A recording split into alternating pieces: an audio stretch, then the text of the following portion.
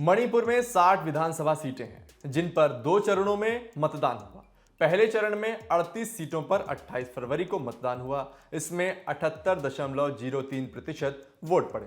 5 मार्च को दूसरे चरण में 22 सीटों पर मतदान हुआ और मतदान का प्रतिशत रहा 76.62%। 7 मार्च 2022 को जब सभी 5 राज्यों में मतदान पूरा हुआ तब कई न्यूज चैनलों ने एग्जिट पोल के नतीजे जारी किए।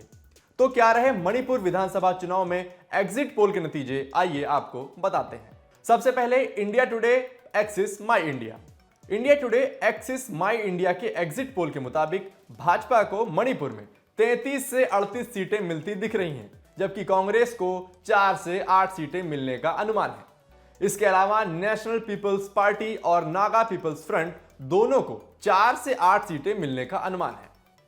वोट शेयर की बात करें तो बीजेपी को 41%, कांग्रेस को 18%, एनपीपी को 8 और एनपीएफ को 16% वोट मिलते दिख रहे हैं। एबीपी सी वोटर एग्जिट पोल के मुताबिक भाजपा को मणिपुर में 23 से 27 सीटें मिलती दिख रही हैं, जबकि इस बार कांग्रेस को 12 से 16 सीटें मिलने का अनुमान है। एनपीपी के हिस्से में इस बार 10 से 14 सीटें मिलती दिख रही हैं, जो पिछले बार से ज्यादा है। एनपीएफ के खाते में 3 से 4 और अन्य के खाते में 2 से 6 सीटें जाने का अनुमान है। वोट शेयर की बात करें तो इस एग्जिट पोल के मुताबिक भाजपा को 37.8, कांग्रेस को 27.7, एनपीपी को 11.2 और एनपीएफ को 9.2% वोट मिल सकते हैं। टाइम्स नाउ वीटो के एग्जिट पोल में बीजेपी को 23 से 28 सीट और कांग्रेस को 10 से 14 सीटें दी गई हैं, जबकि एनपीपी और एनपीएफ को 7 से 8 सीटें मिलने का अनुमान है। इंडिया न्यूज और इलेक्शन एजेंसी जन की बात के एग्जिट पोल ने बीजेपी को सीटों पर बढ़त दी है।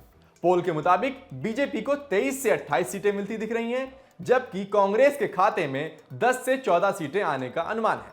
वहीं एनपीपी को 7 से 8 और एनपीएफ सहित अन्य को कुल 12 से 18 सीटें मिलने का अनुमान है।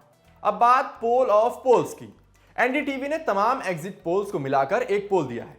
इस एग्जिट पोल के मुताबिक बीजेपी ही मणिपुर में सबसे बड़ी पार्टी है। इस पोल में बीजेपी को 29 से 33 सीट, कांग्रेस को 12 से 16, एनपीपी को 6 से 8 और एनपीएफ सहित अन्य को 7 से 11 सीटें मिलने का अनुमान है।